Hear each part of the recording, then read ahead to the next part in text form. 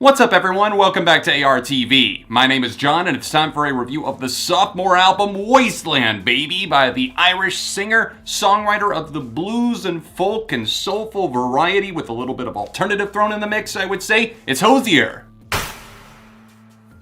Nearly a 5-year gap separates the new album Wasteland Baby from his 2014 self-titled record that blew up on the back of singles like Take Me to Church and Jackie and Wilson, both of which were fantastic. I loved that record for the most part. Just an intimate experience that had some more lighthearted songs, but also a lot of depth, a lot of poetic songwriting, and a lot of striking moments, a lot of character for a very young man. Now, obviously, he's refined things, and years later, what does he have up his sleeve? Well, we got the Nina Cried Power EP, his 4th EP overall last fall, and it had the fantastic title track with the soul staple herself. Obviously, we're talking about Mavis Staples, and that track is the opening song for Wasteland Baby. I knew with the inclusion of that and Shrike I was going to be excited, and those were actually the only 2 songs that I heard going in. So, what did we get on this record?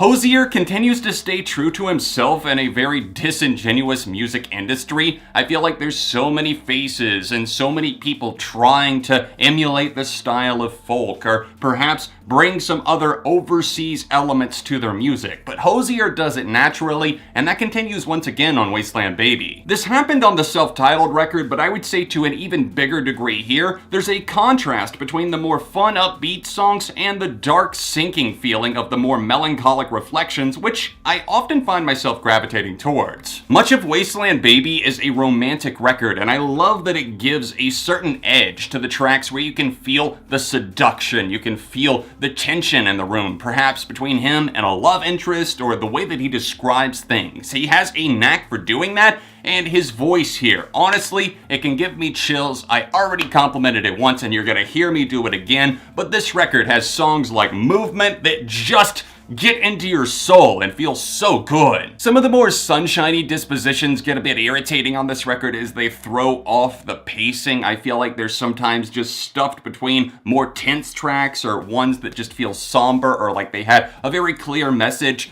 And then you get something like To Noise Making, parentheses, Sing, that is in there, and it just feels like something that is a discardable tune to me. But the good thing about the record is that it normally corrects its course pretty quickly.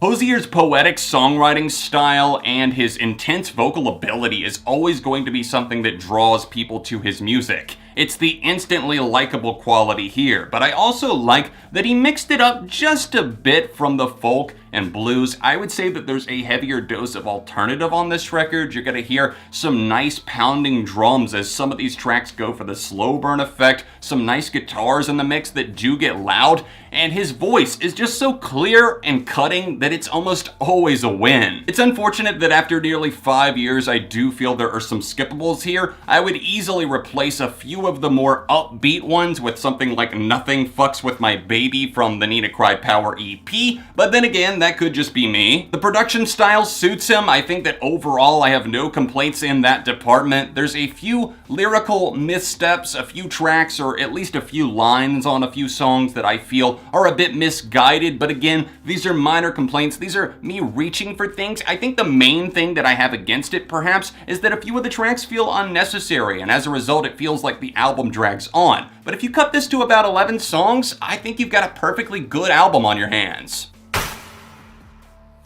We've got to talk about Movement first, because this is a tidal wave of music that really slams onto you. It goes for the kind of wait and see what's gonna happen, but then really pays off type effect. And it really does work. Hozier knows exactly what he's doing. He's in full control here behind the mic. And once he finally comes in with the So Move Me Baby and the guitars and drums start raining down, that's when you know this song has just succeeded on every level. Found a ton of enjoyment on B, which sees him kind of reaching deep inside of himself, and it restrains things a bit before getting the explosive, albeit repetitive chorus, but it really just works as his voice towers over everything, and then they have a great array of instrumentation backing this entire thing. It's made it a standout cut that I keep coming back to. There's a few songs on the record that feature this kind of scuzzy, bluesy guitar tone that feels very vintage, homage both to older styles of music and of course to Hozier, and one of my favorite songs on the entire LP is No Plan. It runs for over 5 minutes, but I truly don't feel that length. It gets maybe slightly repetitive as it keeps bringing back the chorus, especially towards the end of the song, but I don't feel that it outstays its welcome because you're having too much of a good time listening to it.